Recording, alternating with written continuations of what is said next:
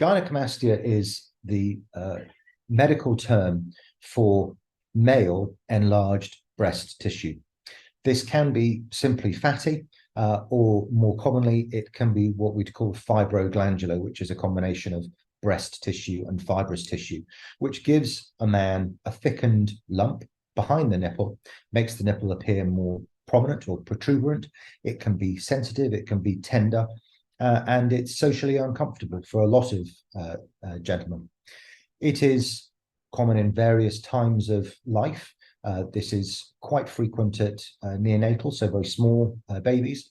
It becomes again more prominent at puberty, and sometimes in late life, particularly associated with treatment for other conditions.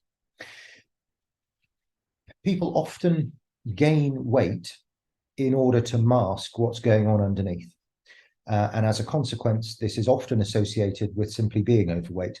But in actual fact, it's a more formal problem than that, and is absolutely something which is worthy of addressing and relatively straightforward to do so as well. There aren't particularly any risk factors for getting gynecomastia. It is something which simply arises. People are more prone to it than not. There are things associated, such as certain medications that can cause this, and certainly medications associated with bodybuilding, for example, and steroid use. There are also some smoking type medications, cannabis, that also give an increased risk of developing this condition. And so stopping these and avoiding these is absolutely the pertinent thing to do. If a gentleman feels that they have gynecomastia, then they can either go to their general practitioner or they can come to see a plastic surgeon such as myself. Assessment should be principally clinical, so we take a history, we discuss exactly what's been involved and how things have progressed, and indeed if things are still changing. This could be bilateral or it could be unilateral. We assess and examine the skin and the chest to see the nature of the skin and also the underlying tissue. This may also involve examining the lymph nodes which are in the armpit.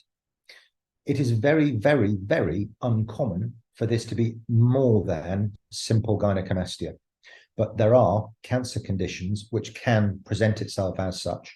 And if there's any concerns about this, then that needs to be formally investigated with scans and possibly biopsies, and this would need to be taken further, likely into further examinations and investigations.